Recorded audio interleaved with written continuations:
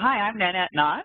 Welcome to Innovative's first Hot Topics session, our new Beyond the ILS skill set development training for today's practicing librarians. We're starting today with Usability Basics, Session 1, presented by Rebecca Blakiston. And Rebecca, if you'll advance the slide, we'll get a look at our presenters. So I'm Nanette. I'm the moderator, a senior consultant here at III.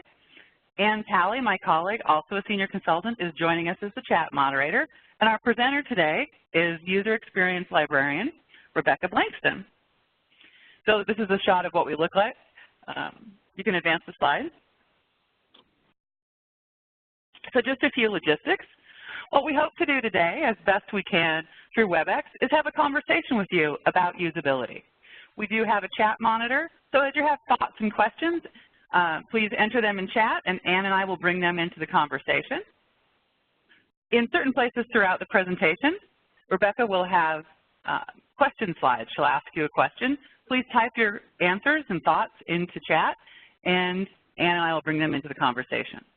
Certainly, if you're having any issues with the audio or any pieces of this presentation, please also let us know through chat. So our hot topics are presented as a two-parters. Today, we're starting with good things to know from the expert, Rebecca, books and websites she uses and consults frequently in her work.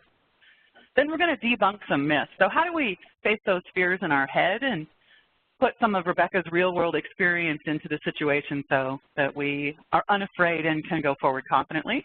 And then she'll end the session today with basic principles or the nuts and bolts of what makes for a good user experience. We'll come back again on Tuesday the 24th at the same time, and Rebecca will get more hands-on, helping us get started with usability at your library and setting a foundation for the future of your library. You can advance the slide. So I wanted to give you a little bit of context because Hot Topics is new for Innovative, and it is our complimentary series that we'll do once a month. It's meant to be some pretty concrete training to get you started. And why are we doing it now? We're doing it now because the time to build our library's future is right now. We're seeing a lot of change and a lot of transformation. Anyone who's been following our blog knows that I've been writing about that fairly extensively in Conversations That Count. I think it's important at this time to note, too, that we're doing this building amidst massive competition and campaigns. The other choices people have for ebooks are just as visible as our library, so that's why I kind of like the, especially digitally, right? I like the advertising. We're under construction. We know there's flashy stuff out. We hope that you'll work with us. Why are we starting with usability? We're starting with usability because we want to increase engagement in libraries, and the easiest and best measure of engagement is actually the user experience. Keep users happy, they keep coming in. Keep them happy and engaged, the library is visible in their daily lives.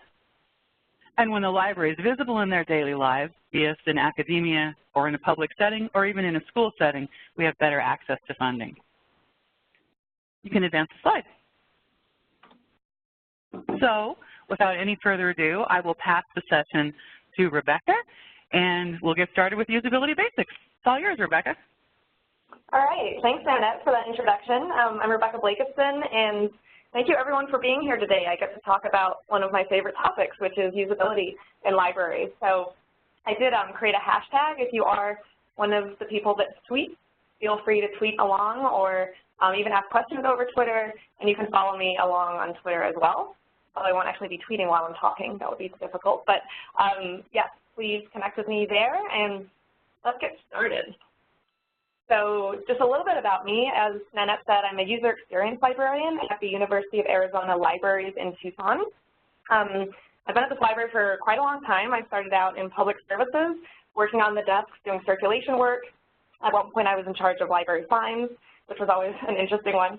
I did a lot of reference work and instruction. I became an instruction librarian in 2007, and I moved into sort of instructional design, so I did a lot of online learning and e-learning, which kind of got me involved in user experience work because I was looking at interfaces of how students are interacting with our online learning objects.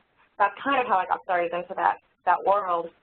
And then in 2010, our dean at the time realized that we didn't really have any oversight of our website, and our website was getting bigger and harder to maintain, so she assigned me to be the library's first website product manager. So in that role, I formed a website steering group. I started looking at usability much more deeply, and also content strategy. As libraries, we tend to create a lot of content for our websites, and sometimes there's little oversight on the whole life cycle of that content and how it gets created and curated and sustained over time. So I got really interested in that kind of stuff. And then user experience more broadly, so beyond the website, looking at that full user journey, and we'll talk a little bit about that later. I have published 2 books, so these are both practical guides from the Practical Guides for Librarians series through Rotman and Littlefield. So I wrote a book on usability testing, and then just this year that came out in January, a book on writing effectively in print and on the web. So that's about website content and other content that you create. That's a little bit about me. As Nana mentioned, I was going to throw out some really good books, which is, one of them is my book, so take that, a little bit biased because it's my book that I wrote, but the rest of them are really good foundational books if you're interested in this topic and want to learn a bit more. Don't Make Me Think is really a classic usability book, and I actually looked it up this morning to remind myself of when it was published. It was published back in 2000, so that's 17 years ago, which just kind of boggles my mind that this profession has been around for 17 years now, because websites have been around since the 90s. And in the early 2000s, people really started thinking about how do we make websites more usable and put the user first as we're designing websites for people. So it's into its 3rd or 4th edition now, but the Steve Krug book, Don't Make Me Think, highly recommend it. It's a very easy read, and I have all of my student workers that work with me, that's part of their training, is to read that book and get some of those foundational concepts. The book underneath it, which is also by Steve Krug, took one of his chapters in that original book and extended it to be a full book on usability testing of your website. So that's another really good one if you're interested in diving into the usability testing of your site. A lot of the concepts that I learned in that book I then took, and that's how I got started, usability testing in my library. There's a really good foundational UX book called Putting the User First. This is for libraries specifically, so it's really relevant to all of us. It's written by Courtney Green McDonald, who's out of Indiana. And I recommend this. It's also an easy read. It's a great thing to just read while you're on a plane. It probably doesn't take that long to give you a lot of good examples of how to think about users and everything that we do with our services as we're creating them at our websites and all of that. There's another one off to the right there called Useful, Usable, and Desirable, Applying User Experience Design to Your Library. Another foundational book for libraries and user experience is written by Aaron Schmidt and Amanda Etches. I highly recommend that. And as I mentioned, I have a book, a guide to usability testing in libraries. And I also wanted to mention some websites to know. So the Nielsen-Norman Group, and I have quite a few quotes in the subsequent slides from Jacob Nielsen and Don Norman, who founded this group. They publish a lot of usability studies on their website, and they have a lot of articles about user experience design. Also very easy to read and really good data that they share with the world. So I highly recommend that as you go into making a user experience decision, take a look and see has someone done research on this already. Alyssa Part is also publishing a lot of articles on user experience, a great resource. WeaveUX is specific to libraries. It's an open source journal on user experience in libraries. Great resource.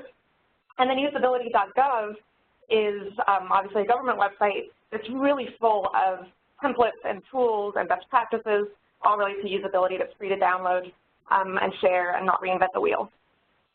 Recommend all of those. So let's jump into debunking the myth. And first, I'll give you a second just to read this quote. This is from usability.gov that defines what we're talking about when we talk about usability testing.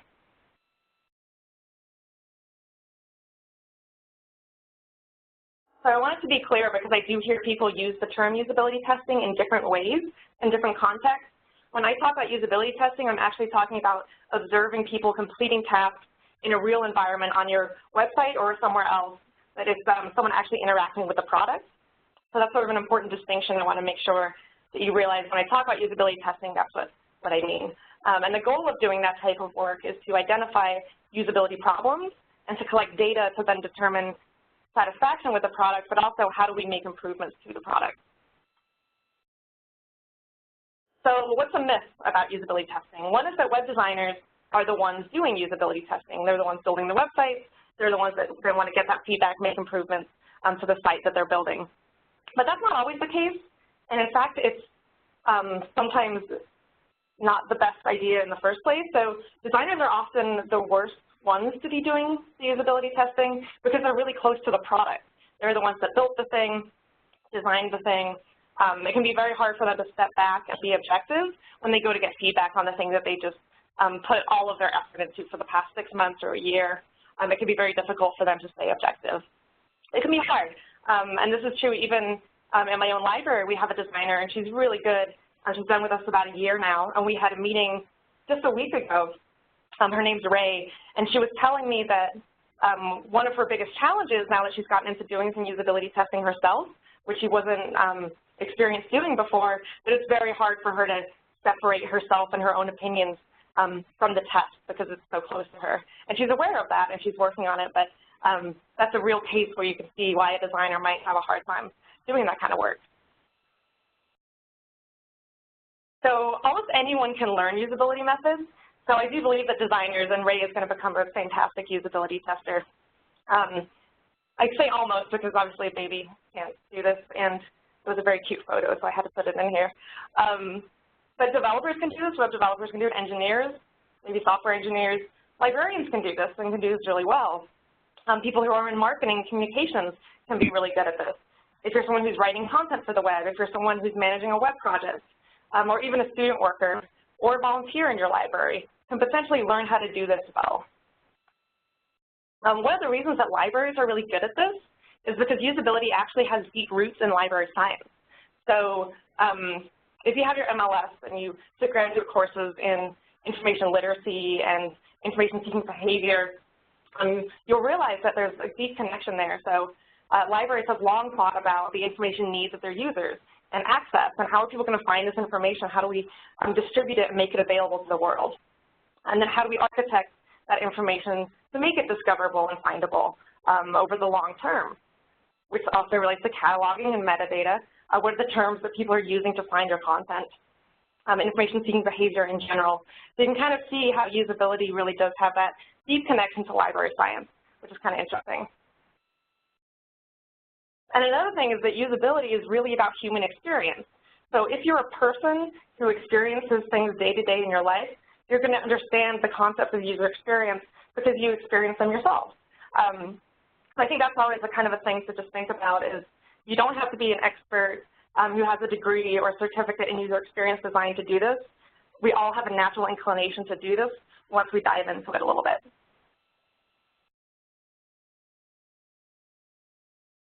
So another myth is that usability testing is asking users what they think about your website.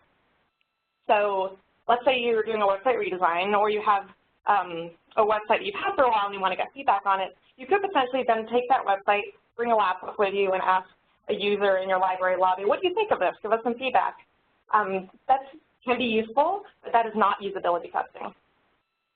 So usability testing is observing real people doing real tasks in a real-ish environment.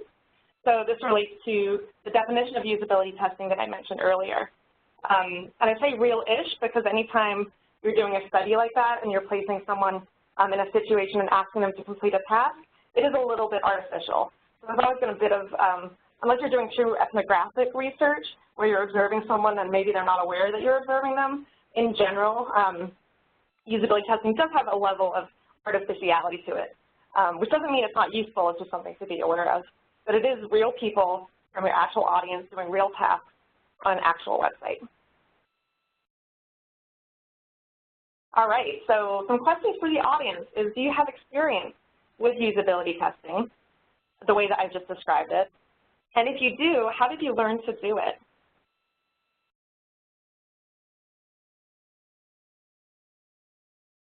And I will say one thing that I've noticed, I teach a class for Library Juice Academy on usability testing, and when I started doing that, I think 3 years ago, most of the students came to the class and had no experience at all. They had heard about it, they were interested in it, but they hadn't really gone on the ground and done any themselves, and that's why they were taking the class.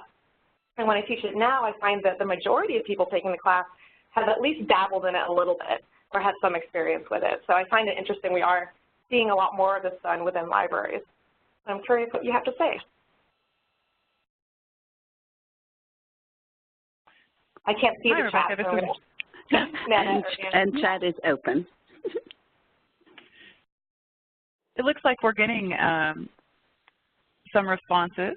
So if you would all respond in chat, that would be great. All right. And while you're composing your chat, let me just say that, yes, the presentation is being recorded, and that recording will be made available to everyone who's signed up for it. We've had a couple of questions sent privately about that. Lynette? And it looks like we have someone note, Rebecca, that their web team prepares a working mock-up of the site and tests specific features with real students, and that they find that doing this during sprints gives them a chance to make quick starts and changes and then retest. That's great. And I have a, I think it's one of the myths later on that I mentioned that it's usually not good practice to complete your entire website redesign project and then do the usability testing. You can actually do it very early and often and do it even with an incomplete site. So it sounds like maybe that's a similar thing where let's build a little bit piece of this and then test it, make sure we're on the right track, and then continue, which is really a good approach to it. And there's a lot of articles now out about sort of the death of the redesign. One of the things that, I don't know, libraries, I think people, in education in general has done for a long time is wait 5, 6 years and then redesign the entire website, and then wait another 6 years and redesign it again, and put all this effort into it in a focused amount of time versus let's iterate and let's do this, let's build usability testing into our workflow and make continual improvements as things are changing so fast. And that tends to be a more sustainable model than kind of waiting for a while, letting things kind of ride, and then doing a huge project with lots of resources to make something great, and then a year later, it might not be as great as it was when you first made it. So that ongoing approach to usability is one I advocate for.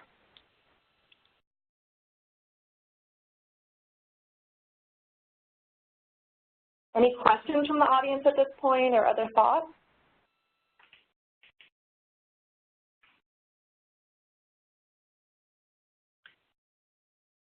We have another note that the library is looking to be data-driven, and usability testing makes sure we're moving in the correct direction. Yeah, that's great. That is, and actually we've had some really good conversations in our library just in the last couple of weeks, actually, because we're gearing up to hire a new position for assessment, and we're looking at how that interacts with the user experience work that we do and how it interacts with strategic planning. So building in user experience work into actual strategic planning for your library can be really valuable, where it is a data-driven approach to what are our priorities for the next couple of years, what projects should we be focusing on that are going to impact our users the most and benefit them the most. So that's been a really good conversation in our library, which sounds similar. And Rebecca, we have someone asking if you could give us a brief example or apply this directly to ILS Discovery or the OPAC. And sure.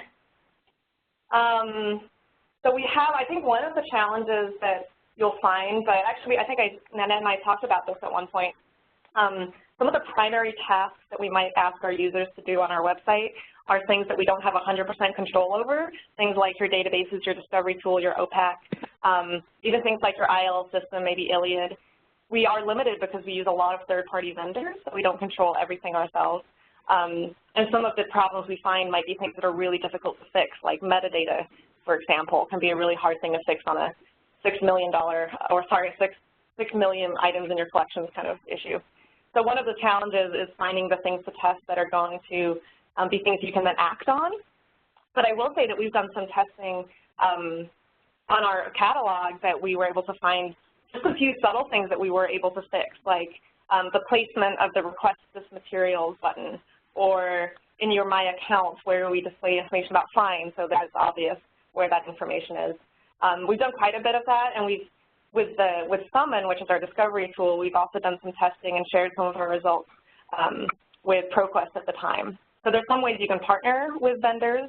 So Innovative might be open to partnering on something like that, or there's also things that you can test that you know you have that control over. So maybe it's the search box on the homepage you have control over, but once you get into the catalog or the discovery layer itself, it's a little more difficult.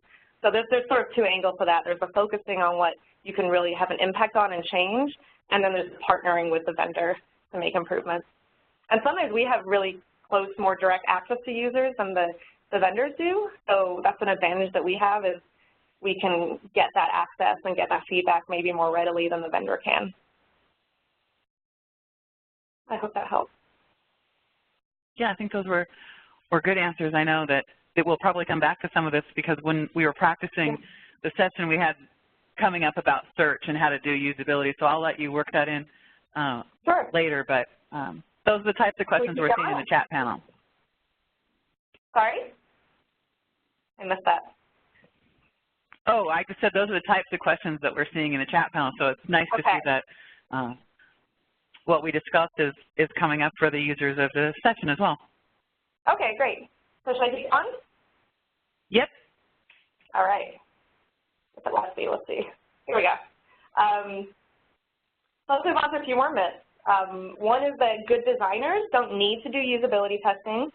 So this could be, if you're lucky enough to be in a library, or maybe you have a really solid UX designer on your staff who creates these amazing products that are just so easy to use for everybody, which very few libraries actually do have that type of resource on hand. But even if you do, it doesn't mean that you don't need to do usability testing. And there's a number of reasons for that. And one is that user behavior is really hard to predict. So even if you are someone who has a lot of experience and understands some general concepts around usability and user behavior and their expectations, they're also surprisingly hard to predict once you actually get to the point of testing something. And so I have this quote, "You are not your user," and you might hear this mantra by pretty much every UX person ever, because that's a common thing that we say is, don't, question all of your assumptions. So don't go into something thinking that as the expert, you know what's best. Usually you don't actually know what's best.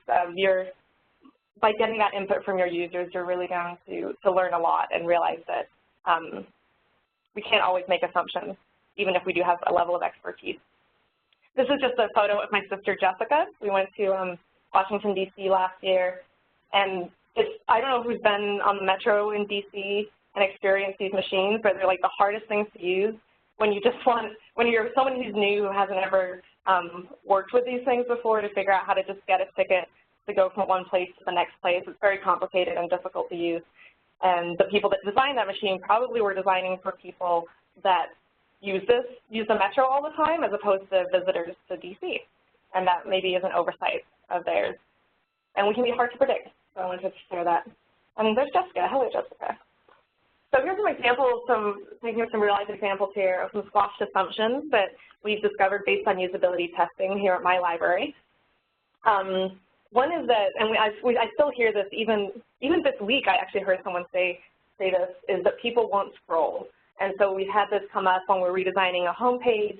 I remember when we were designing our special collection site, there was this fear that if we put anything below the fold, which is actually a myth in itself, because with different screen sizes there is no fold, but there's this myth that people aren't going to look below a certain level on your page, and so anything at the bottom is going to get completely overlooked. And when we did some testing, we found out that actually wasn't true, and most people were scrolling, especially if they're on their phone or a smaller handheld device. They almost always were scrolling to find what they needed. So that was just one of the sort of squashed assumptions that we could then share with the stakeholders and say, in fact, people are scrolling to find what they need on this page. Another example that's pretty recent is that we assumed that people would know where to click in LibCal, which is a product that you can use for room reservations, which we just launched just a couple of weeks ago. And we did some testing on it, and we're really surprised to find that students didn't actually know that they were supposed to click on the calendar in order to reserve the room. So that was really helpful feedback. We then gave to LibCal, and we've been partnering with them on some usability changes. So that's another example of actually partnering with a vendor to make some improvements to something. That was a squashed assumption. And another one was we were creating an online job application form, and assumed that students who were applying for jobs would know off the top of their head what their student ID number was. It was that way when I was in school, so I sort of assumed everyone would know this. And when we did testing with real students, it turned out that most of them didn't. They don't actually use their student ID numbers on a regular basis, and they have to go and look them up. So that was just an interesting thing that we learned, that we had assumed and then found out that wasn't the case. Rebecca, this is Nanette. We have someone following along in chat with your squashed assumptions that says they actually found that students scroll to the bottom of the page automatically before looking around. So not only is it that they wouldn't scroll, it was that that was their base behavior. Their first thing, that's interesting, and I think it's changed dramatically with the prevalence of handhelds. Everyone is so used to their phone and navigating on their phone, and you kind of have to scroll to see anything when you're on a website on your phone. So I wonder if that sort of changed the model, too, of how people interact with the web. That's pretty interesting. That's a great observation. I'll let you get back to it. Please keep chatting your comments, and we'll interject them. Sure. So another thing is that you'll learn way more than you think you will, and this is still true. I've been doing this for 7 years, and pretty much every single usability test, there's something that I learn, which is really cool, that it's not getting old, and I don't feel like I know everything still. So you do learn a lot by doing this type of thing. And a lot of times you learn things that are completely unrelated to what you're actually testing. So you might have a very specific goal in mind of what you want to find out, and along the way you'll find out some other interesting things. So some more examples here. These are some unrelated things that, there's a typo there I realized, that we've learned. One thing is this was just over the summer as well, we talked with a lot of faculty as we were creating a new section of our website, specifically to support them in their research. And we found out that faculty really wanted to find people by expertise. So it was very important for them to have a human connection with a librarian and to be able to easily find who's the librarian for business and who's the librarian who knows the most about ref works and that kind of thing. And this was unsolicited. We didn't ask a specific question about this, but we kept hearing that theme over and over again. So we did learn something outside of the scope of what we were intending to learn that was really valuable for us. We've also found out in the past that instructors usually are directing students to Google Scholar rather than the library, which was a really important thing for us to know about. And we didn't learn this from instructors, we learned it from students that were telling us their experience within their classes. So that was an interesting thing and really important for us, for the instruction librarians to know about that. Another thing that was just kind of a really nice thing we've seen several times now is that students really remembered the librarians who came to their class. A lot of times they remember them by name, or they see their photo and they recognize them and say, wow, I remember having this class in English 3 years ago, and it really helped me with all of my other research assignments the rest of my college career. So we heard some really positive feedback about the librarians that come to classes and teach people about the library. And that was just a great thing to pass along to those instruction librarians again, even if it wasn't related to what we were testing, which was the staff directory. So another sort of making the case for doing usability testing is that decisions based on data are much easier to justify. So I think someone in the chat had mentioned that data-driven decision-making is a big focus of their library now. And so this is a great way to do that, to gather actual data from your actual audience to then justify decisions that you're making or projects that you're working on. It can be really hard to make decisions with just a bunch of stakeholders in a room and just a set of opinions. When you have data to back it up, that just makes things much easier to move forward. So another myth is that focus groups and surveys are sufficient to learn about your users. I wouldn't say that these things aren't valuable. They certainly have their time and place and can bring value to the conversation, but they're not sufficient. So focus groups are great for helping you understand users' feelings and their opinions. It can help you tell their story and understand where they're coming from, their motivations, their challenges, and those are all really useful things. Although I will say that there's some people now advocating against focus groups as not being the most useful way to gather input. So just something to think about is it the right, depending on what your goal is and what you're trying to learn, is a focus group the right place to do that? And here's a quote from Jacob Nielsen. So he's from the Nielsen-Norman group that I mentioned early on, which gets at the idea of the difference between getting someone to talk about their experience versus actually having them do something. So in this quote, he's talking about if you see something demoed, so let's say you do have a focus group and you want to show them the website and get feedback, that's very, very different from having those same people go and try and use the website. So what he's saying here is what customers say and what they do rarely line up. And listening to customers uses the wrong method to collect the wrong data. So if you're really thinking about usability and user experience, you want to see people actually interact with the thing as opposed to just reflecting on their experience with the thing. So observing actual people using your actual website is really critical. Just to reemphasize this, that what people say and how they describe things is really not most of the time what they actually do when they sit down and try to interact and work with something. So you could get people saying this is a beautiful website, we love it, and they try to use it and realize actually it's really difficult to use. I don't love it anymore once they start to interact with it. So another myth is that in order to do this kind of work, you need a usability lab or some kind of formal space where you have devices set up and you have a way to record through a tool like Moray, which is a specific usability testing recorder where you can capture the face and the action on the screen, or maybe you need to do, you can do heat mapping through eye tracking and seeing where people's eyes are going on the screen. And all that stuff is really great, and if you do have the resources to do this type of thing, and actually get a usability lab, that can be a benefit, but it's not necessary. This is just a photo of a usability lab at Simmons College at their library in 2008. I remember hearing a lot about this in sort of the 2008, 2012. A lot of libraries were spending money on creating these usability testing labs in their libraries because it became this important thing and people were really valuing it. But I don't think it's actually necessary, and we've never had one and we've done okay. Which goes along with the idea that usability is expensive and it's time-consuming, which is another myth.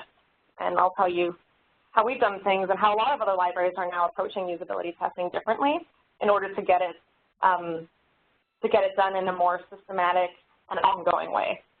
So the reality is all you really need as far as staffing is a moderator and a participant. So you really just need one person from the library to do this work. So it could be you in your library and a participant to then interact with your website. And you can do it pretty much anywhere. You don't need to do it in a lab. You can even go to users out where they work and where they play and have them do testing there. And you can learn a whole lot just from 5 people or even less than 5 people. So Nielsen Norman, a long time ago now, probably 10 years ago, had a study where they were arguing that 5 people is kind of all you need for most testing, and then the return on investment really goes down after that. Steve Krug in his book, I think, says 3 or 4 is all you really need. In reality, it's very context-specific. It depends what you're testing, who your audience is. There's lots of different factors that go into that. But in general, we aim for 5, and we learn enough from 5. The idea is just to stop once you think you've learned enough, or if you keep hearing the same things over and over, then you've probably done enough and you can focus on those things and start to fix them. And you can also use minimal technology or free technology. So what we've done in the past, in the early days, we just used a webcam on the computer to capture the person's expressions and what they were saying, because we did the talk aloud method where the people are relaying back to you what they're experiencing and what they're clicking on. So we didn't even need to capture the screen. We could just capture the person's audio and the video. Now what we do more is just the screen capturing. So we do the audio and what's going on the screen, but we don't capture the person's face. And it turns out we don't really need to. What's going on the screen and what they're saying is much more important than their expressions, which you can usually get a sense of just from what they're saying. You can bring a laptop, you can bring your phone, whatever you want to test on, or you can even ask the participants to use their own technology. And we've done that kind of a lot recently, especially for testing on mobile, because we want people to see how it works on different types of devices, different operating systems, and the things that they're most comfortable using so that you don't have that external factor of they're dealing with a tool that they're not used to using. So it's a little bit more authentic that way if you can use the participants' technology. And as far as recruitment, so there are cases where you want to do targeted recruitment, but in a lot of cases you can do something much easier, especially if you're in a library that's a bustling library with lots of users all day long. You can probably find a place in your library to set up a table set up a computer, and then intercept passersby to recruit them for testing. So this is a real, this is just a week ago. I think it says we were testing LibTal, or I'm looking on the screen. No, it was Stack Directory we were testing. And Cameron on the right is our student worker who does this work almost every week for us. And you can see he's got an undergrad student there who's participating in the test. So he just, and you can also see on the table we have a basket set up which has some Rice Krispie treats in it. That's all we use to incentivize people to come and sit with us for a few minutes. And we've had a lot of success with that. And this is in the summer, and the summer can be much more challenging on a university campus because there aren't as many students around. But there's also the benefit, many of them don't have a whole lot going on and are willing to sit with you for a bit longer and spend time with you. Much of our testing only takes maybe 5 minutes, although there was one, I was just watching some videos because they record all of these.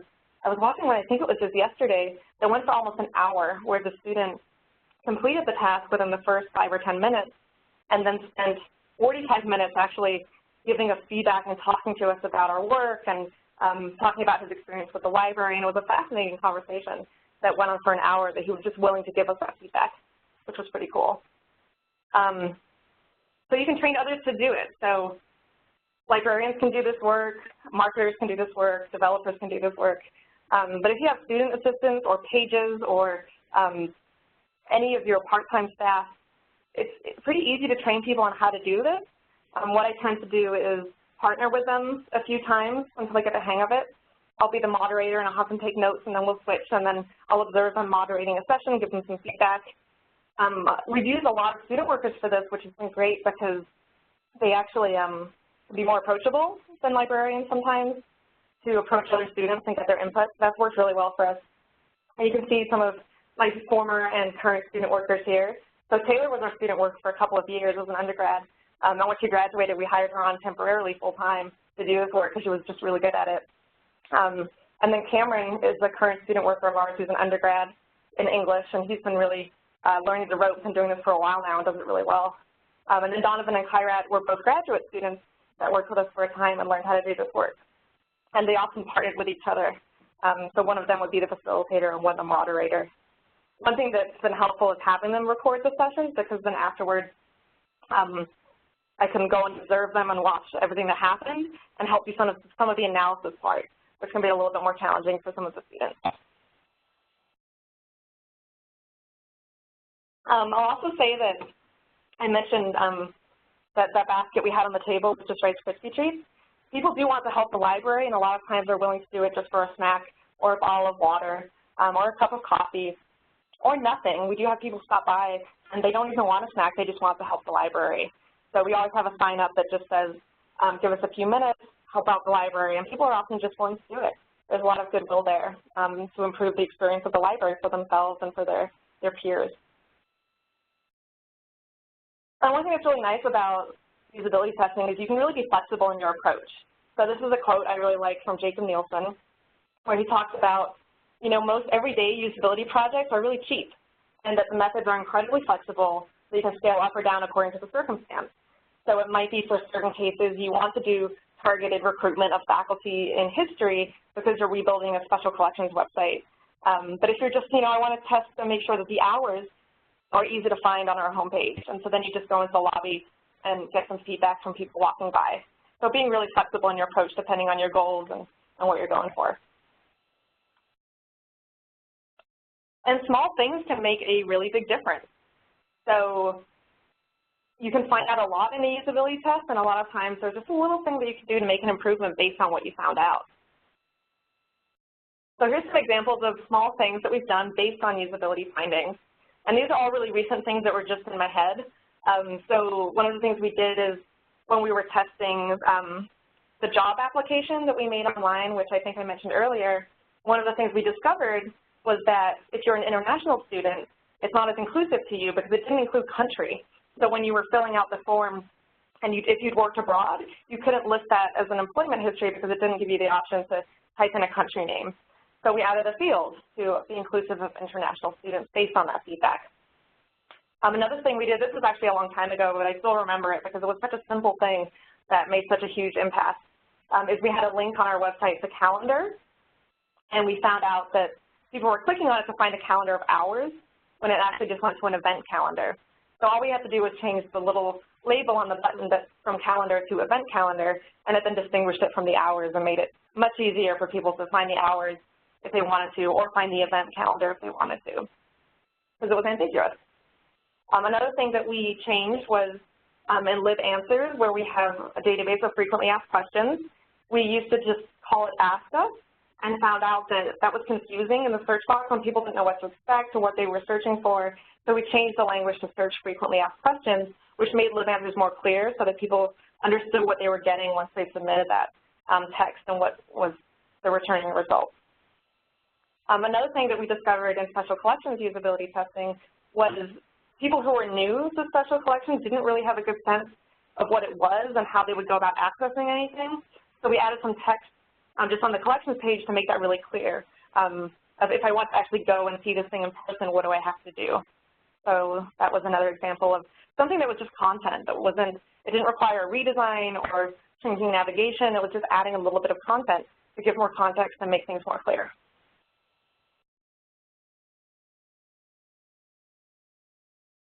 So another myth, and this sort of relates to the flexibility in your approach and thinking about how much it's going to cost to do a usability study. The idea that you have to recruit representative members of your audience, and this is Cheyenne on the right, who's our undergraduate persona, and I'll explain personas a little bit later. But the idea that you have to find someone who, for whatever your particular thing is you're testing, is the right age group, has the right level of library experience, the right technology experience, that kind of thing, so that they sort of represent the broader population. That's really hard to do in a lot of ways, and it's not necessary most of the time. So here's the baby picture again, because why not? So almost all of the people you recruit are going to provide you with some useful data. I rarely found an instance where we had a sort of throwaway. I will say there's been a couple. I'm not going to be dishonest. There's definitely been a couple that were really outside of the audience that we were trying to solicit input from.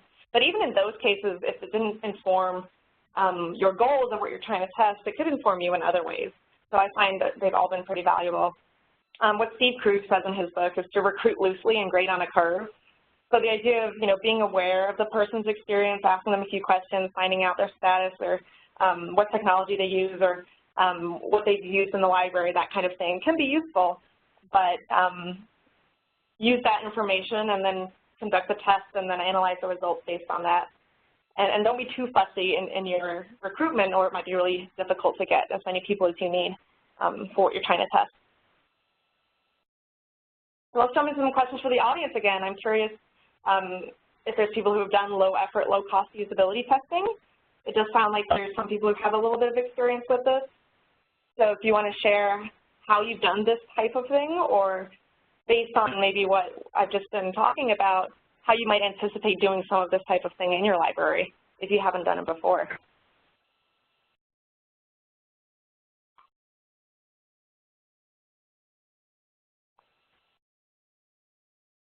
Hi, Rebecca. This is Nanette. I'm back, and we just also chatted out a question that they could also give us some examples of small things they discovered if they've done any testing that made a big difference for their users. So just asking the question in another way. Great.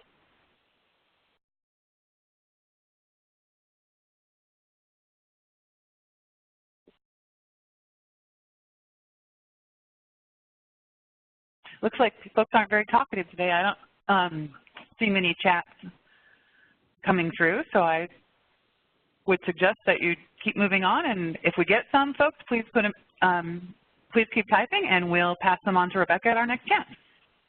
Sure. And one thing, and I'll throw in another question too while you're thinking about that, is I'd be curious to hear too if you've done other types of ways to get feedback from your users. So maybe if it wasn't usability testing, have you done things where you've been in the lobby? And I'll give you a couple examples of some things we've done. We were trying to define our voice and tone for our messaging on our website and in marketing.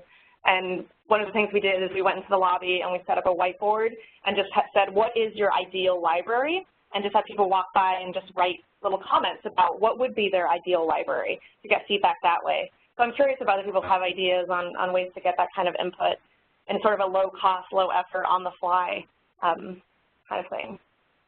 Another thing to think about, but I'll move on. So another myth is thinking that usability can wait until the end of a project. This is something we talked about a little bit earlier, is at what point do you want to do usability testing?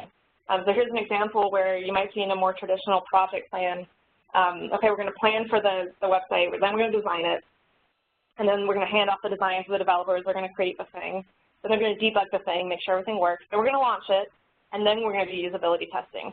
And that's really a more old-fashioned way of looking at usability testing, is to wait until the very end. That's also a way to really, it's going to hurt your overall effort for what you're putting into it, because you're going to find out things at the very end that you could have fixed much earlier on and saved a lot of time. So in reality, the earlier you start testing, the better. Most of the time, getting feedback often and early is really the way to go. Steve Krug says, start earlier than you think makes sense. So in that very first meeting, when all you have is a sketch on a whiteboard, you know what, maybe we should talk to some students or talk to some members of our community and get feedback just based on this whiteboard sketch. That's something that you can do and start thinking about just really early on. And it's okay to test things that are incomplete. It's okay to test things that are static, that don't even interact with a person yet. You can even test paper. So this is an example of something that we did where we were looking at redesigning the homepage, and we wanted to get input from people. So we had just print sections of the site that people were allowed to kind of move and place in place on a piece of paper to create their ideal homepage. So there's things that you can do that are really analog, that don't have to be a full, complete site. We also did testing of our special collections website when we had the hours and events done, but we didn't have the collections information done. But that was okay because we wanted to test hours and events. So we could go ahead and start doing that even if the website was incomplete. And we just let the participants know that. Hi, Rebecca. This is Ann.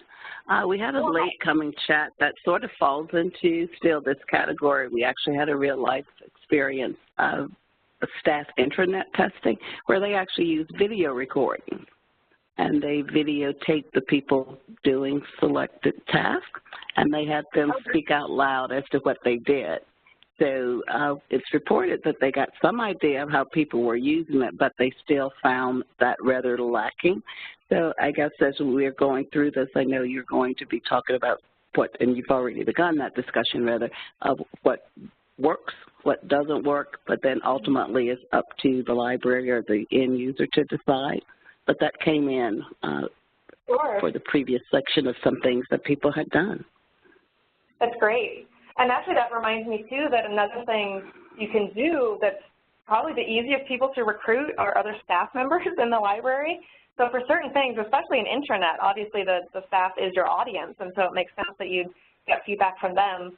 And they're already there and they're getting paid for their job, and if you can pass it by their supervisor and make sure it's okay to use their time for something like that, it's really a good way to get that feedback. And one I mentioned that we tested recently, our new staff directory. That was one where we did go to staff because they're the primary user of the staff directory is actually internal staff. So we were able to go to different, we went to almost every department and interviewed at least one or two people where we had them test the original directory and give us some feedback on how they use it and what are their biggest challenges and what do they wish that was there that we don't have in the directory yet that could help them with their job. So that was another thing that we did that made me think of. And the intranet is another core kind of day-to-day work, the thing that your library staff is using, and probably a great candidate for that type of testing. If you could think about how much time you could save staff if that was an easier process, if it was easier to find things, the return on investment could be really big for your library to just make that easier internally. So I love that example. And I think that also makes me think that you could, so there's moderated and unmoderated testing. Moderated testing is where you do have a person sitting there kind of probing the person, asking them to speak out loud. If you do unmoderated, it might be that you send out to staff potentially, here's a list of tasks, record yourself doing it, and then send it back to us, which sounds like maybe what this person was describing. And that's a little bit different because you can't always get the full story if you don't have the opportunity to ask those questions. but it can still be a useful and easy way to just gather a bunch of data and then review it all in one sitting and not worry so much about recruiting and finding time to schedule and that sort of thing. So that's definitely a good low-cost option. Yep, and speaking of low-cost options, we did have another one that came in, and I guess I should also point out that Nanette and I, if you wanted to send something to chat, send it to all panelists and we'll see it because public chat is disabled. But we were talking about low-cost options for testing, and so what has come through in chat is that they did a PowerPoint when they were ready to test their early design, and they had hyperlinks on the main slide that took them to other slides. And it was a very effective and low-cost way of testing. That's a great example of PowerPoint, and we haven't actually done that, but I've heard of others that have done that very well and successfully. Even PowerPoint, strangely, has more features than some people realize, but it does let you kind of animate and go between different sections, and you can make it look like a website pretty close as far as how to interact with it and click on buttons or click on links and find your way around. So that's a cool example. I like that. Yep, and analytics and heat maps have also come in as other methods that our participants have used. So yeah, we're getting some good stuff now that everybody's found the correct place to chat. So we're good. Great. Yeah, there is analytics. I love looking at. We've used Google Analytics for a long time, but there's another tool that we've used the last couple of years called Siteimprove, which I love because it does cost money and it's not a cheap tool, but we've used it really well to figure out kind of the user journey and seeing where people are going and how they're getting to things. And you can find that stuff in Google Analytics, but I found Siteimprove the interface has been easier for staff to go in there and look at stuff. But it depends on what you're trying to find out too. So analytics and heat mapping is great for finding out like the what people are doing, but you don't know the why. And so that's where the usability testing and the more human side of things comes in is, well, let's dive deeper. We've noticed in analytics that 95% of people leave the website when they get to this page. Why? What's making them leave? And with things like bounce rate, which means that they're leaving your site, people sometimes automatically assume if the bounce rate is high, that's a bad sign. But it isn't always, especially in libraries. If your web page is linking out to a bunch of external resources, the bounce rate might mean that they're leaving your site because they found something useful that they're then going to. Or maybe your page has a call to action or a piece of information on it that's useful, and because they were able to get to that, then they left the site because they accomplished their goal. So analytics is a really good, we do a whole other session on analytics. That's a really good topic for discussion for sure. Yep, and just one more that sort of ties in with your last section about when you're testing. Someone has actually posted that they actually start their testing in conjunction with their campus admission, and they do their usability testing on prospective students during their campus trips. So I guess it really is never too early. Yeah, that's a great idea. And we were, a lot of times at the beginning of the new semester in August, we do think about, okay, we have a ton of new people to campus that know nothing about the library, nothing about the university. What's a really good thing to get feedback on at that stage in their career where they are brand new? But even at orientations, we've never done that. Or, yeah, campus admissions or maybe a summer program before they start in the fall would be an interesting place to go. So we could get different audience feedback that way. That's a neat idea. Okay, so I'll move on the slide. So the next myth I have here is that you need a designer to come up with solutions. So once you've done your usability testing and you have all this data about all these issues that you've run into, maybe you need to then share that with your web team, your designers, to figure out how to fix it. A lot of times, though, you can usually come up with something that doesn't require a significant redesign or significant web development effort. Some of the examples I shared earlier on those small things were really content-based. So what you call a link, what you call a heading so that if someone's skimming through content, making it clear where sections are and where the answers to their questions lie, or navigation elements. So smaller things, little changes to your menu, little changes to content, changing to the design of how links look on your site or how buttons look on your site. Sometimes you can really come up with something that is low cost and easy to implement that can impact a lot of users. I'll also say that one of the things that can be hard sometimes is that you'll get results and really want to make a significant change because you've just uncovered this huge problem. And so you want to completely change your discovery tool or change your homepage or whatever the thing is, but you know that you won't be able to do that for 6 months or a year out, and it's just it's a huge effort.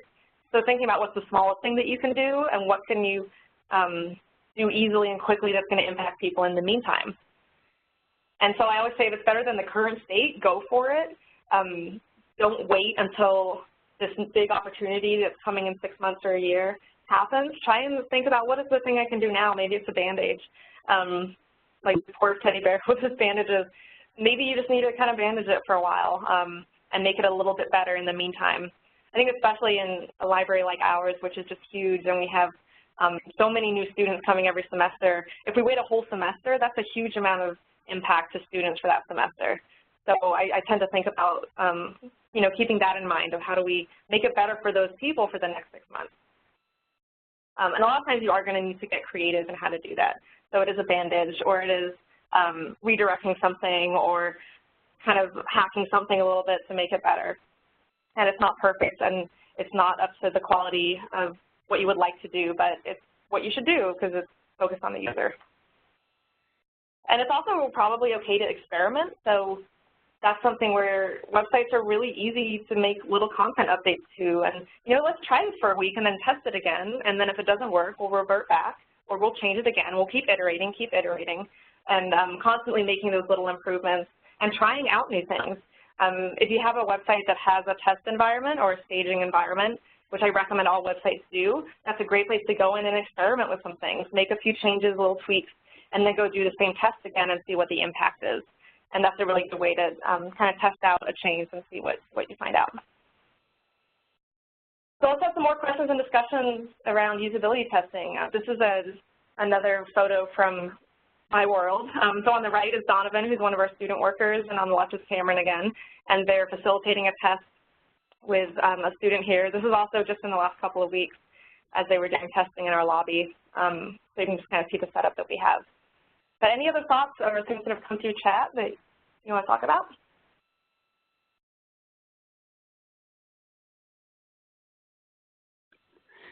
Well, there aren't any now, but I think I can hear the wheels turning because that section gave us a lot to think about. One of the things that you mentioned, I think that answers some of the things in chat too, or gives people something to think about, is that bounce rates could be a good thing for a library website, and attaching that usability to it, because we're talking, I mean, right, we want people to discover our resources. Yeah. As you look at that OPEC, maybe you could talk a little bit about that, how that helps that OPEC connection that folks were asking about earlier.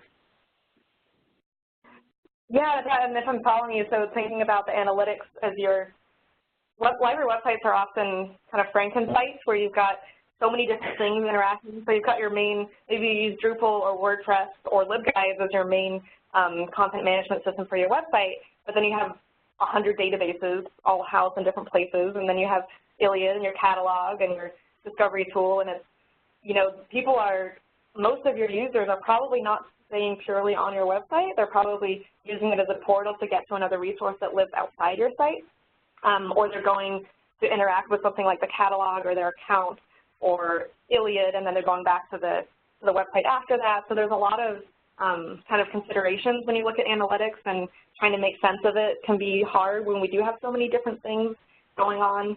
So just being, yeah, kind of cautious and aware of that, and setting up analytics in the tools that are outside your website as well. So we do have good analytics on our catalog. We have some custom stuff we set up for Summon, so we can see where people are searching and what they're clicking on in the facets, and making that easy to sort of uncover that data, because it can be hard, and it's hard when you're new at that too, to go in and see data and make a decision based on that data. It can be really hard. And you do just know the what, and you don't tend to know the why. Just because something's used a lot, like here's a good example of, just because something is really highly used on your site doesn't necessarily mean it's something that your users want.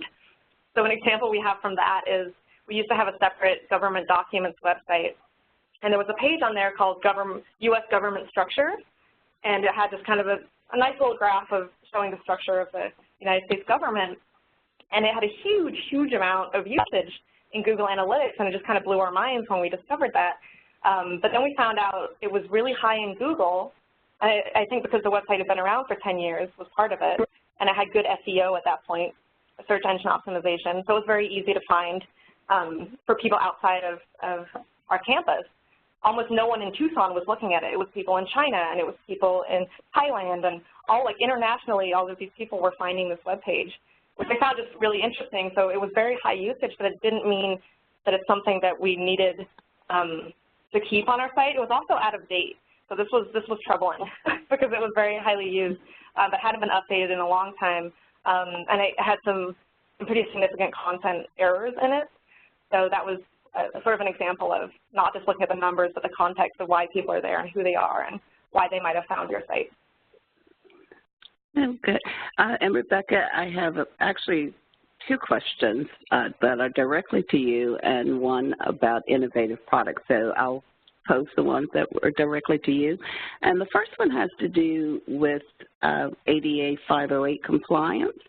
And do you consider that accessibility type part of usability testing? And yeah. we know that accessibility could be a whole nother hot topic session, but just quickly on that. Yeah, I mean, so accessibility is one of our core principles when we create content for our site and we're designing our site. And when we're evaluating vendor products, we always look at accessibility.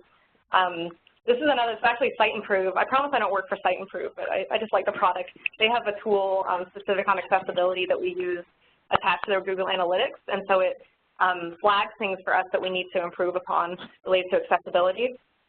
We've also done some partnerships with DERC, which is our Disability Resources Center on campus. They have an IT accessibility expert on their staff who we've worked with pretty closely over the last few years. And what's great about him is so he's visually impaired, uses a screen reader 24 hours a day in his life, so he's very familiar with the experience of the non-sighted user. And we can actually get him on the phone and do some sort of remote testing with him. We just did this about a month ago, so it's in my head. We wanted to do some testing of new search boxes on our website. We actually called him up and had him talk us through his experience as a non-sighted user using a screen reader. What were his challenges that he was finding on our homepage? And we discovered some issues with our drop-downs that we weren't aware of before. And that was a really great way to just collaborate with him and get that input, because it can be difficult to recruit participants that are non-sighted. So it's hard to artificially do a usability test with a screen reader if it's someone who isn't using a screen reader in their day-to-day lives. And it's also, you know, for privacy reasons, we can't go to the Disability Resources Center and say, can you give us the names of the non-sighted users on campus so that we can recruit them for our studies? So we haven't had as much of that type of testing, but we've worked closely with him, which has been really valuable for us, and that's worked pretty well. So that plus the Site Improve module has been a helpful way for us to stay on top of that. Right. And before we move on, the second part of that question had to do with how does Innovative test their products, and that's a combination of our QA department, development partners, as well as beta testers. So we do have a test plan in place, and it usually is done internally and then in small groups and then maybe slightly larger groups on that. And then one more for you, Rebecca, and I think this is a good one. It's actually two parts to this one too. And so the first part is, how do you decide what you'd like to test? And then the second part of that question is, do you ever do anything with your failed search results? I didn't hear, what was the second part? Do we ever do anything with what? Look at the failed, the results that yielded no satisfiers. They were just actually, I guess, based on the context in which they were entered, they just failed. They were no satisfiers rendered. Gotcha. So for the first question of when do we decide what to test and that kind of thing, lately we've been doing it related to projects. So we're slowly making improvements to all these different sections of our site. And so in the past few months, we've done the LibCal project. Obviously, that was the study room reservations, and that was because we were buying a new product and we wanted to test it before we went live, and we wanted to do pre-testing and post-testing to compare it with the previous product that we were using to gather that data and make sure we weren't harming the experience, we were only helping it. So we've done that in the last few months because it was part of that project. Similarly, when we did technology lending and we were improving that on our site, we did testing around that as part of the project. And what was another one? Did testing for an online exhibit for vaudeville that was new that we actually contracted out with a designer, and he was interested in getting some feedback and didn't have the resources, and we said, well, let's do some testing sort of in collaboration with him and get some feedback on this new site. So for recently, it's been all kind of project-based mostly, but we do have a huge backlog of things to test as well. And so one of the things I'd like to see us do in the next couple of years that I know some other libraries have been successful in doing is really building it into our strategic planning and thinking about that bigger picture of user experience and doing testing around not just like, okay, we bought this new product, so we should test it, but more, okay, room reservations are the #1 service we're providing for first-year students. So let's test that entire experience because it's part of our strategy and long-term approach to how we're benefiting that first-year student. So let's really look at that more broadly. So that's kind of what I'd like to get to is doing more of that strategic level thinking around what we should be testing, as well as incorporating it into our projects, because I think that almost all the web projects we do incorporate usability testing into now. So I think we've gotten good at that, but we haven't got good at stepping back and looking at that broader picture to make sure that we're meeting the needs of people more broadly outside those projects. Okay. And if you have time for one more, do we have time for one more in this area? Okay, because someone now wants to know, and they recognize that it can be difficult sometimes drawing conclusions when you're looking at just your analytics, and they particularly point out the comments that were made about bounce rates. You know, it could be good, it could be bad, you know, so how do you know when you've come up with the right conclusions when you've done your usability testing? Right, that's hard. Well, actually, I just realized I forgot the second part of that previous question, which is about what do you do when they completely fail question. And we actually did have a situation where, oh my gosh, what was it? It was something we actually kind of knew people were going to fail, and we were trying to validate that that was true, and it was. And gosh, it was a while ago.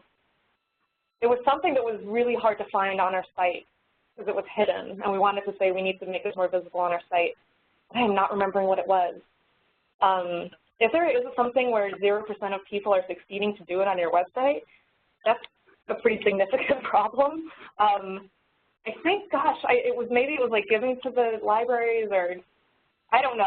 It was a while ago because it's been a while. Fortunately, knock on wood, that we have had 0% of people succeed in completing a task, so we haven't had to deal with that for a while. But I would assume if it's something that's part of your mission as a library, or if it's the primary task of your users, that should be your #1 focus, is getting that resolved immediately, because that's pretty bad. I will say, though, that sometimes we'll limit in a usability test. We'll not let people use the site search. We'll say you have to use the navigation to find this thing.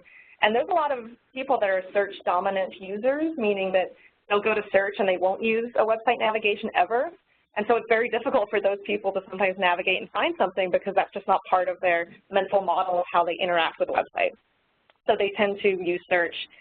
We have found that, I remember, so this is a more recent case, and again, I'm not going to remember the exact example, but we found that 0% of people could find it if they were forced to use the navigation, but 100% of people could find it if they were allowed to use search. And so on-site search is important, and most people might be using that anyway, so maybe that's okay. So thinking about that. So as far as with analytics, that you don't always, it's very hard with analytics to draw a conclusion sometimes. And with usability testing like this, it's also hard to draw conclusions. And I think the analysis phase of usability testing is the hardest. It's very easy to spot issues. It's harder to fix them. And to come up with themes and make sure that you're fixing the right things for the right audience. So I will say that's the most challenging part. I don't know if I can easily answer how do you draw conclusions other than you look at those big themes. It's helpful to have several people look at it together so that you don't bring your own biases and your own opinions to something, not realizing it as a single person. It's much more helpful to have a group kind of brainstorm and think about the issue and dive deeper into it. A lot of times if you make a decision based on findings, it's beneficial to then go test what decision you made, go test the thing that you try to fix and see if you actually did fix it. to make sure that you that'll validate that you came to the right conclusions and fix the problem. So that's probably what I would say about that. Rebecca, this is Nanette. I think you gave us some good guidance. Oh, sorry, Ann. I would just chime in, since I've had the privilege of seeing you the end of the presentation. Some of those principles, at least for me, were very helpful in answering this last question, because it gave me yeah. Great. That's a good segue to moving on, probably. So just briefly, I'm going to debunk some myths surrounding usability and user experience, as sort of they're two independent concepts that are related. So I just wanted to talk about that to make sure we're all sort of on the same page about what I mean when I say those things. So thinking of usability as being just about websites, that's a myth. Usability is something that we experience every day. Everything that we're interacting with, we're subconsciously thinking about how usable that thing is. So it's really beyond just websites. The whole user journey matters. And a good example of how to think about this is the user's experience checking out a book. So they might potentially start somewhere like Amazon, and then they realize that the book is too expensive. So they say, oh, I wonder if my local library has this. And they go to the library website. They get into a search tool of some sort. They get pushed into maybe the catalog. And then from the catalog, they get to select a button and make a request to get that book. Maybe they have to select a location. They confirm it. They sign up their account. Then maybe they get an email. So now they're outside of the library website. They're getting an email confirming it, realizing, okay, now I have to go pick this up. So then they're going into Google Maps, and they're looking up, where is this library? Where's the parking? Is the parking free? How do I get to this library? Maybe I haven't been there before, because the only library that had the book I wanted was across town. Is it worth that? Okay, it's worth it, because this book's expensive and I really want it. So they drive across town. They find parking. They get to the building. It's a brand new library. It's beautiful. They love it. But they walk in, and then they can't find where the whole shelf is or where to pick up their book. Then they go look at their email, see if there's any instructions in there. Maybe they go to the desk and interact with a staff member to find out how to get that book. Then they check it out. Maybe they use a checkout machine. Then they get a receipt. And then they have to find their way back to their car. Then it starts to rain, and they have to figure out how to cover the book up so they can get to their car and not damage the book. And then they have to read the book, return it. So it just gives you a sense of this whole journey. Most of the time when someone's doing something with your library and they're trying to use a service, they're not just using your website. They are using the physical space, other systems that are associated with your website, maybe their email, maybe other applications on their phone in order to locate things or relate things to other things. So the whole user journey matters. This is just a quick example from our world of when we were redoing the fines information on our website. We did a pretty fun interactive activity where we brought in some stakeholders and had us think about this user journey concept, and that it's not just about going to the website and paying your fines online. There's all these different things that they can do. Maybe they're talking or contacting a person. Maybe they're filling out this form. Maybe they're physically bringing it back to the library and then feeling better. So that just gives you a sense of an example of that. And another recent example is, again, room reservations. It was in my brain. It was a project this past summer. We did a user journey mapping activity around Dibs, which is the system we previously used. And you can see here that they went from the Dibs interface to their phone to get a text message about the room reservation. So that's another example of cross-channel experience. And so usability is really just the beginning also. This is from quite a while ago now. Peter Morville in 2004 produced this, what he called the user experience honeycomb, to give you a sense of the types of things to think about beyond just usability. So usefulness, is something desirable, valuable, findable? Is it credible? Is it accessible, which came up earlier? So usability is just one little piece of this much larger honeycomb of user experience. And this is a personal example from my own life. I was looking up this deli that I was kind of interested in going to one weekend, and this was one of the reviews on Yelp. So I'll just give you a minute to look at this.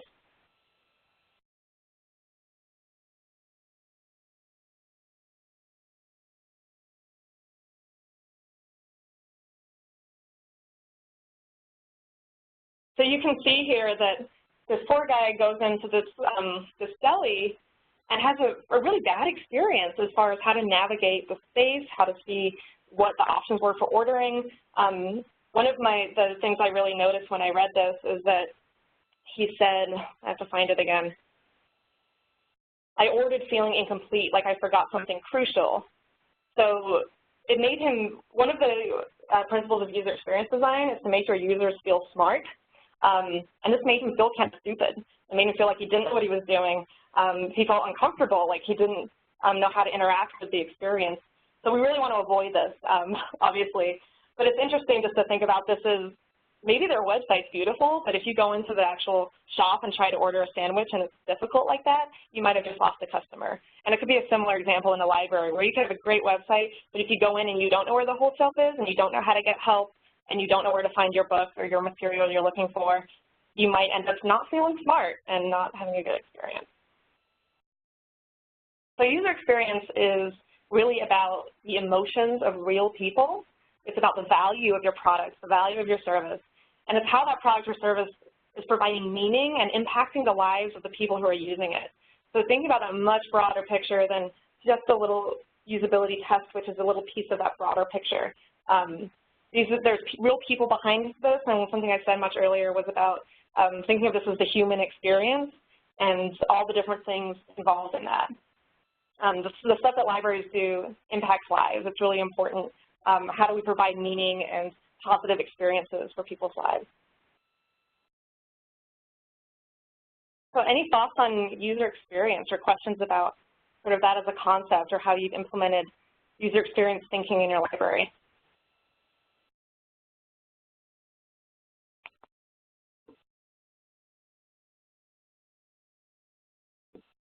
Oops.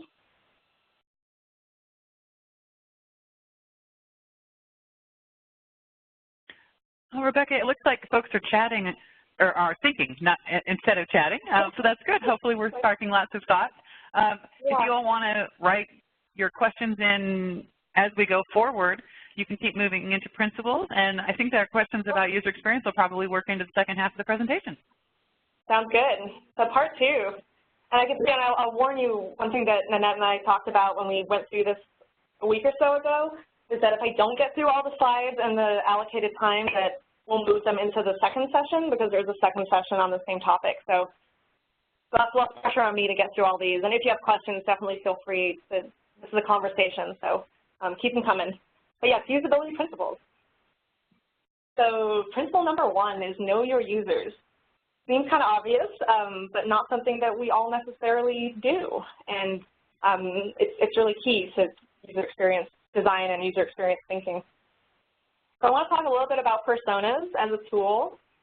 These have been around as a concept for a long time. They've been used historically in marketing, actually for quite a while, and they've been used in user experience for at least the last, I want to say, 10 years.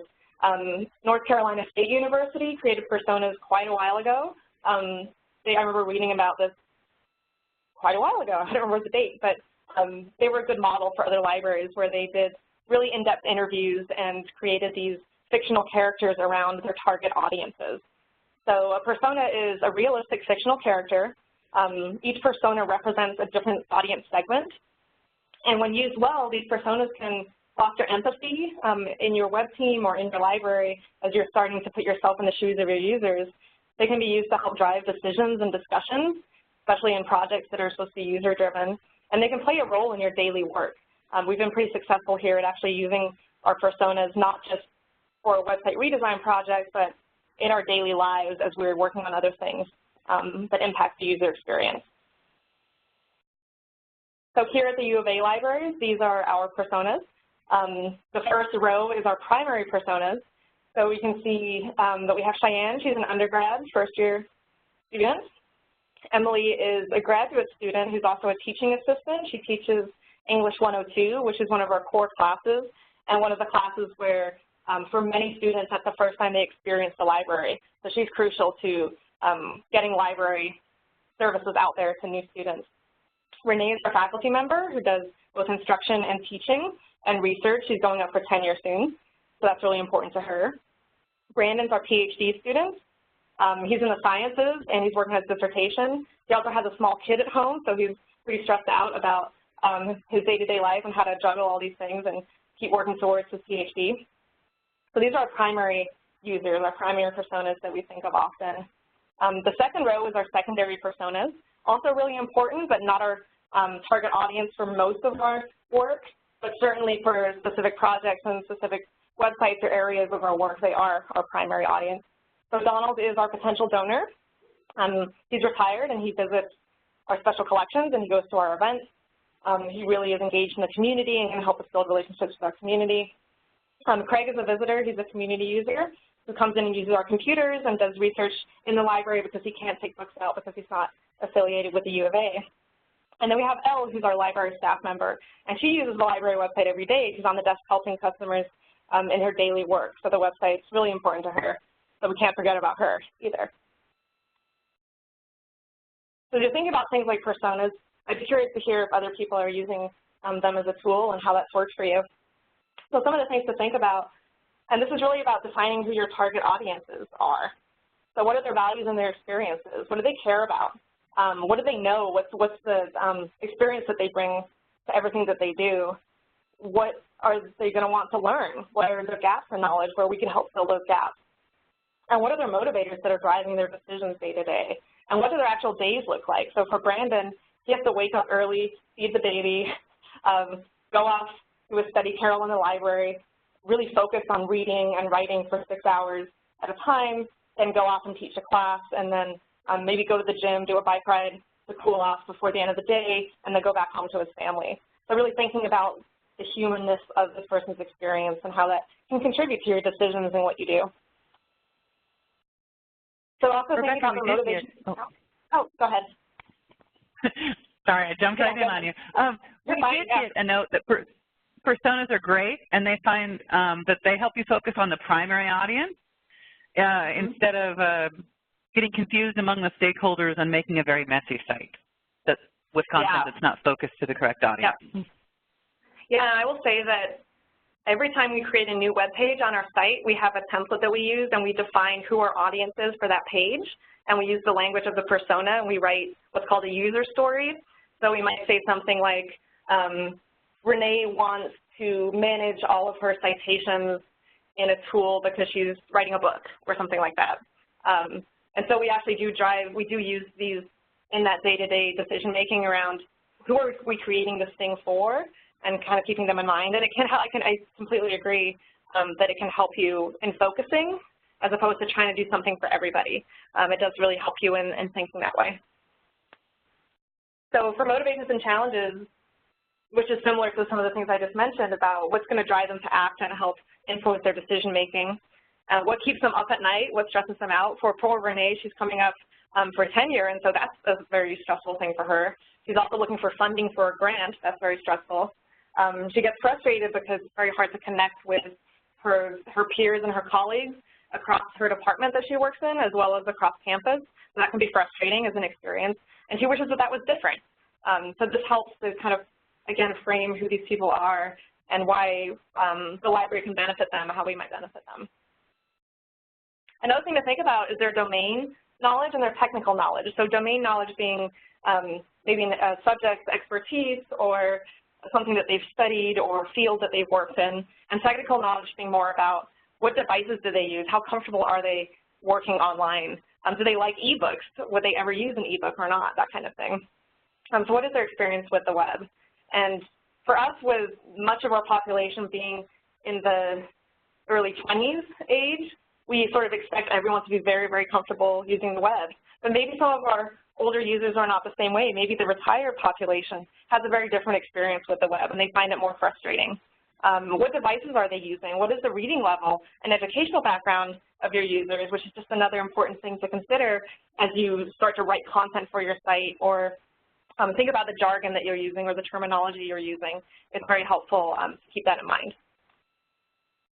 And there's lots of ways to find this out. So usability testing we've talked about a lot already, but there's interviews, just user interviews one-on-one, focus groups, which are another tool where you bring a group of people together to have that conversation.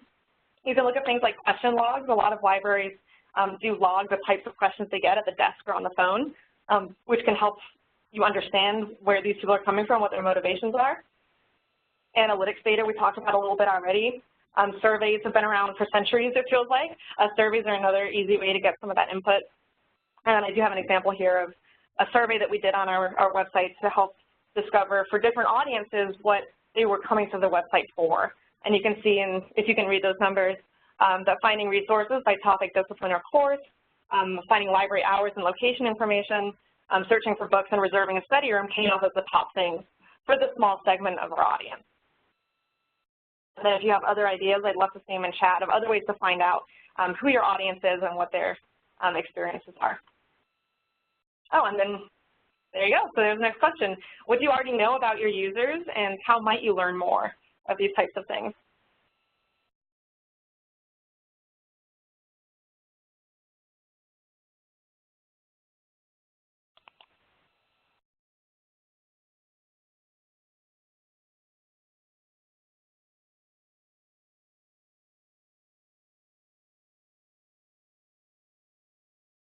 And I know Sorry, it sounded like I forgot to turn myself off mute. Oops. It doesn't look like we have anything in the chat at the moment.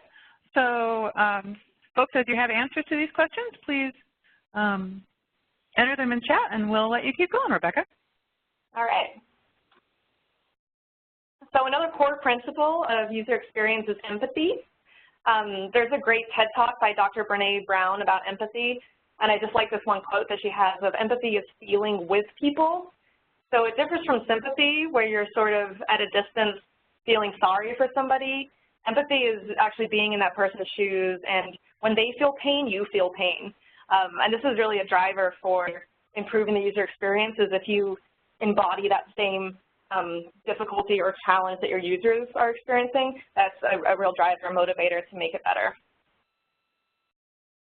So obviously another key principle, design with your users in mind.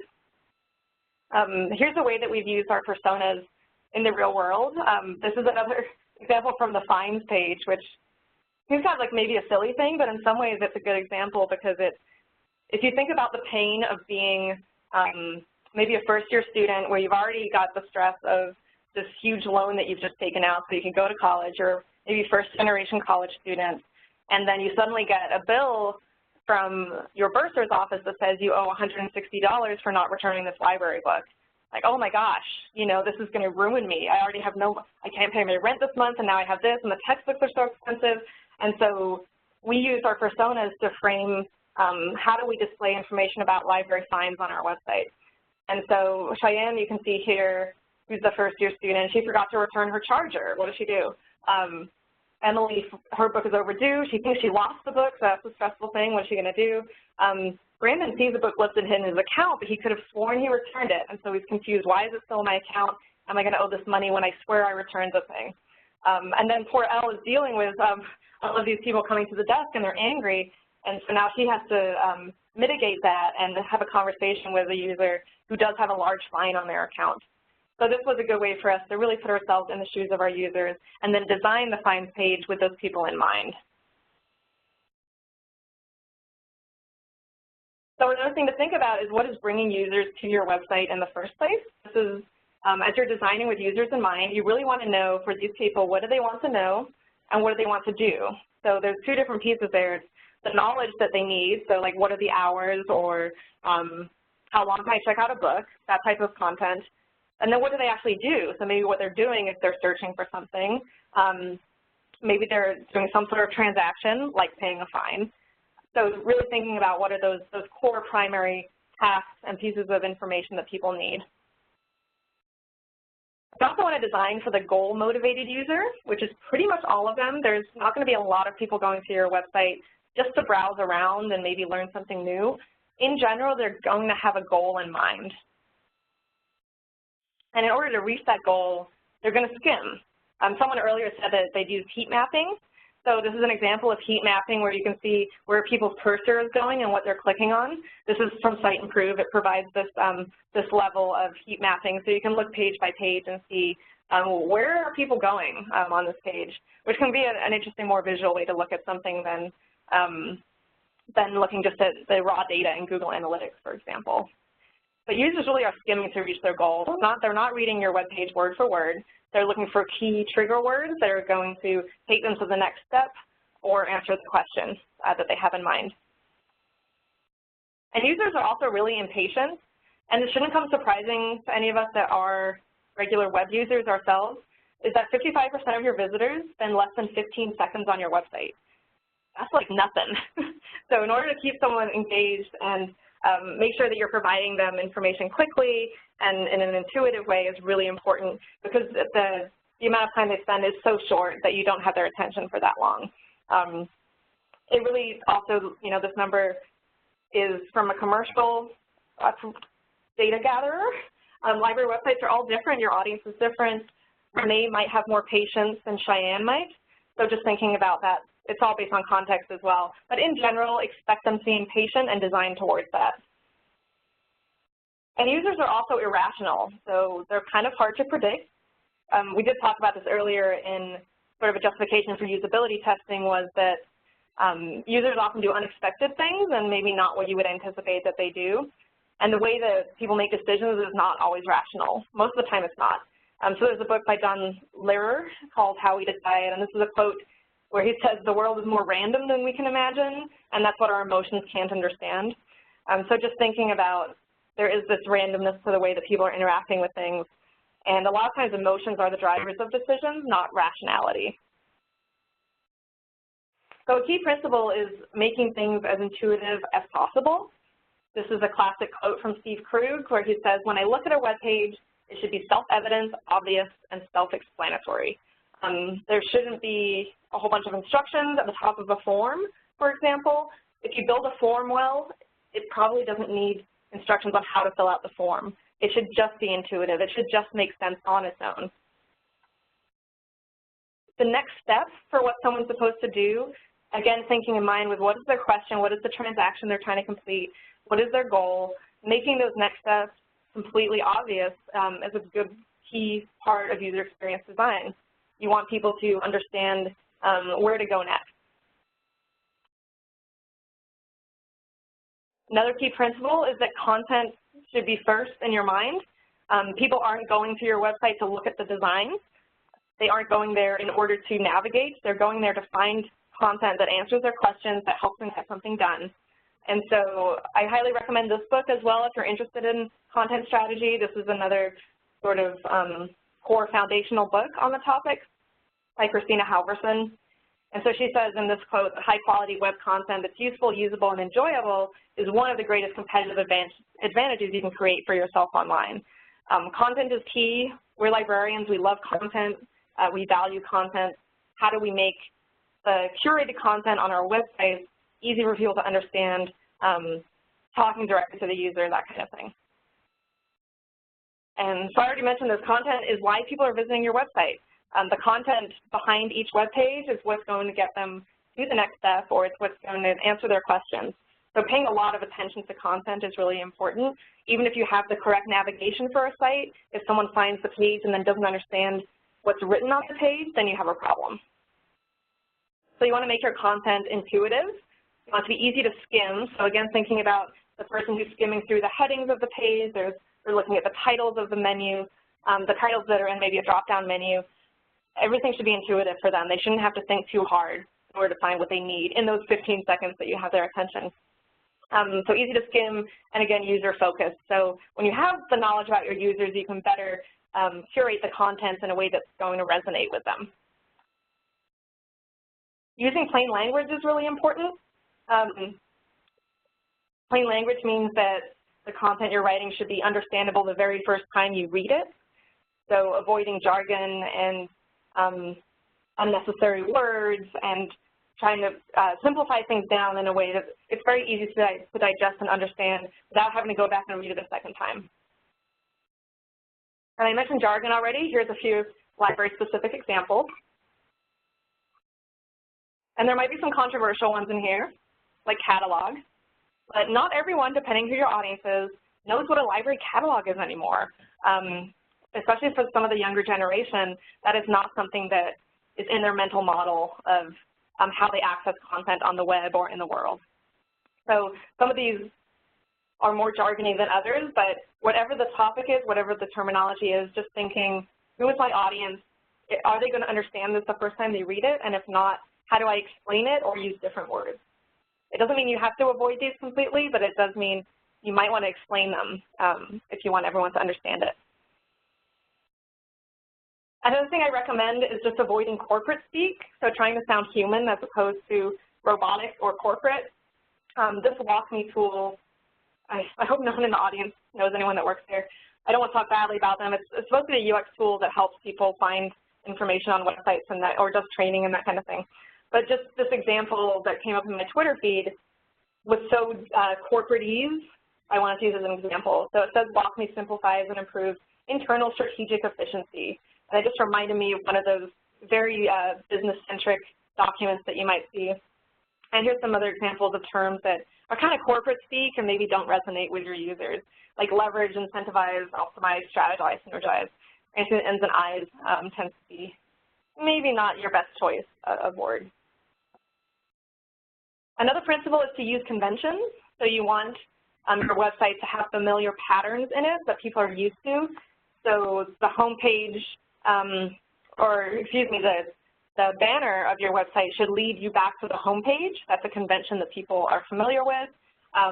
Very simple one, but one that I often see not followed in some places. So use that convention so that people know what to expect.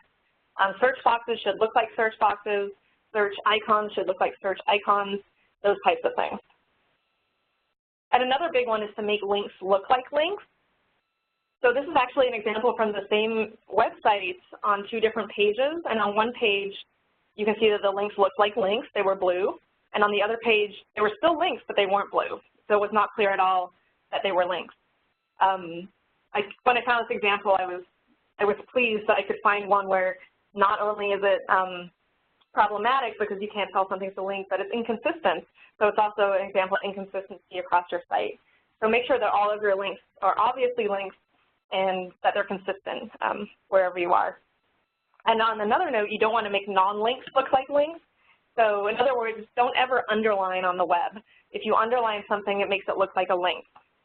If you have the ability to turn off the ability to underline through your content management system, I highly recommend that. If someone wants to emphasize something, they can use bold. They shouldn't be underlining things because that will confuse the user. It's a convention that if something's underlined, it's a link.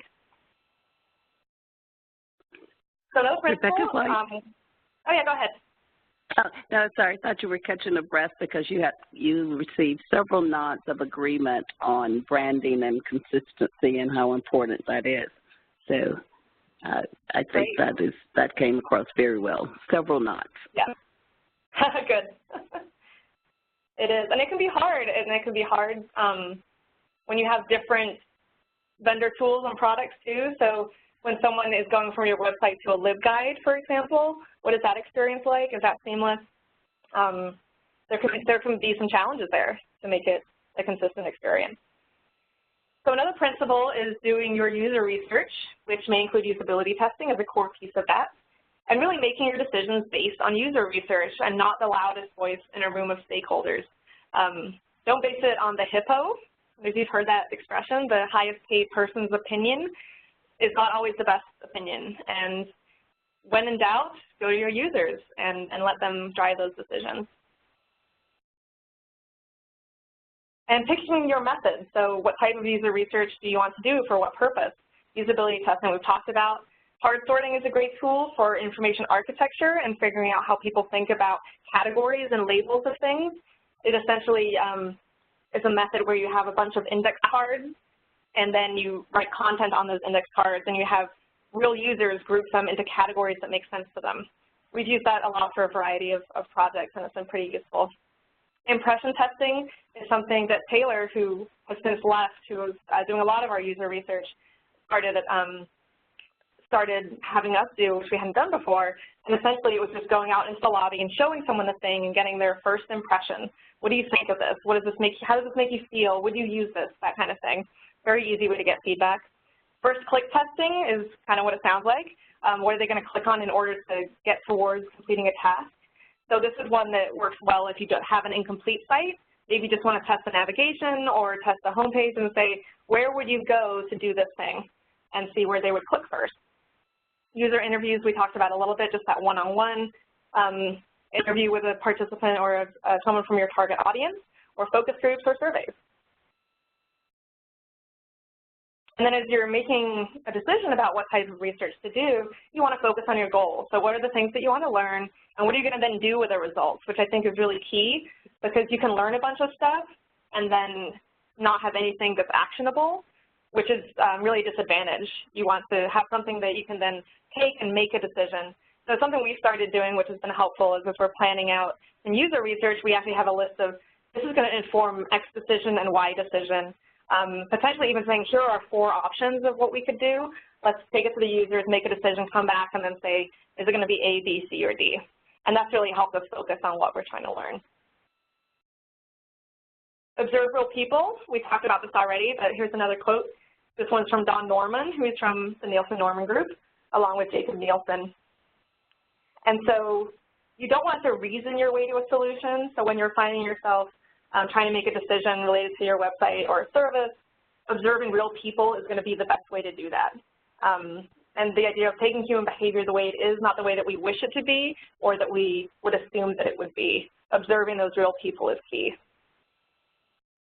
Another sort of tip related to user research, and this relates to both focus groups, user interviews. Anytime you're talking to end users trying to get that input, you have to be very careful how you phrase the question, which I have this real example where they're asking the president's job performance has been one of these 4 things.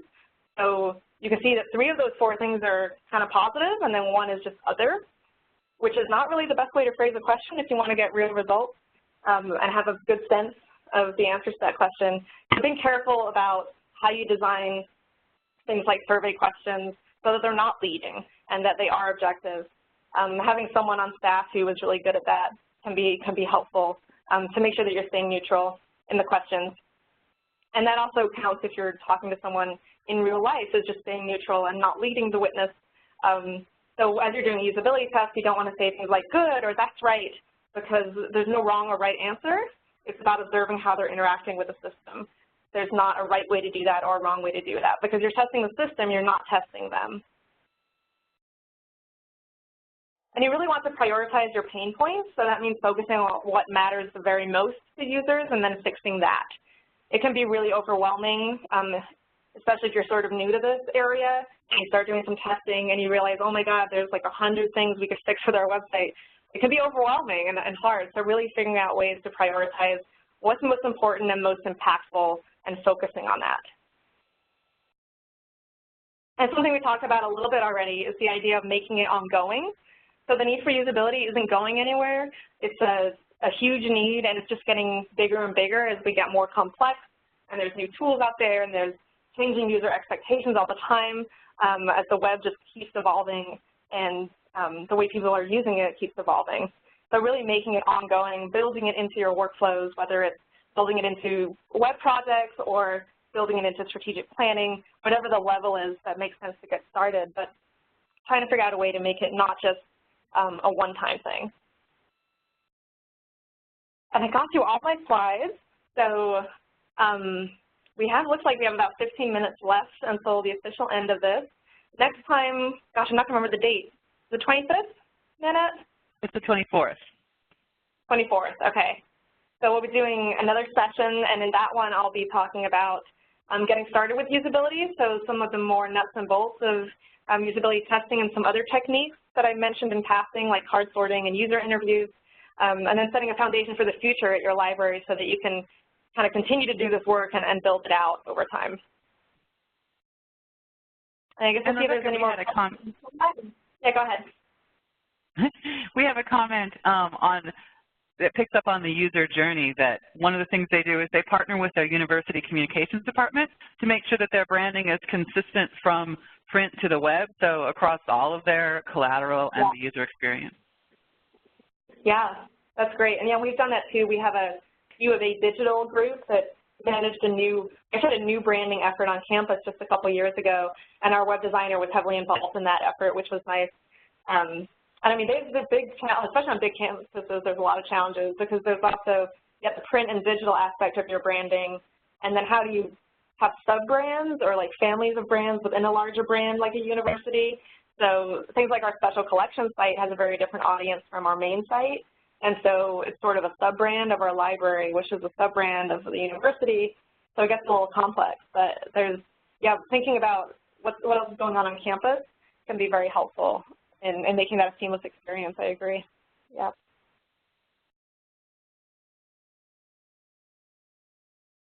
I don't see any other questions in chat. Anne, do you have any? I do not. All right. Well, maybe you have all been very gracious spending your 2 hours, almost 2 hours of your day with us. Maybe we'll just, Rebecca, if you want to jump us to the next slide. So stay tuned. I'd like to remind you to, if you have not already, please sign up for session 2 of Usability Basics. It's at the same time as today's session. It's on Thursday the 25th, is that? And it's actually on Thursday the 24th, so the slide is wrong. And then we'll be continuing these. Yeah, we'll be continuing these sessions. Some of you may already have signed up. We have some good sign-ups going for Engagement Basics, which we'll be doing in September. We'll be doing Digital Literacy Basics in October, and Project Management Basics in November, coming back around to metadata management in January. And just like this session, we're bringing in people who are feet on the street doing it every day so we can learn from their experiences. We're also bringing in some MLIS faculty. And the session signups are present.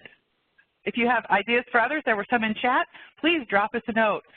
These are meant to be real trainings that help you all address the library beyond the ILS. Next slide. Oh. And then we hope that you will start joining our conversation. We have some very early blogs that I've started. We are turning comments on those. We are considering an editorial board.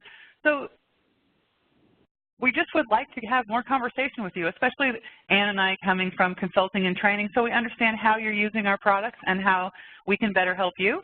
We have some new services coming on board as well over the coming months, and our first offerings are extended technical skills training and extended strategic skills training, which Rebecca hit a number of times. How do we work these into the strategy of our library?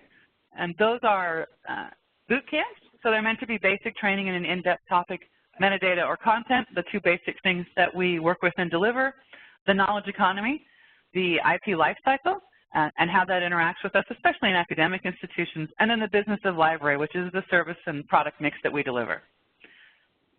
And we're just very glad that you joined us today. We'll end this session. You will be getting a recording of a session later in the day. We'll also post the slides prior to the next session. And please stay in touch and join us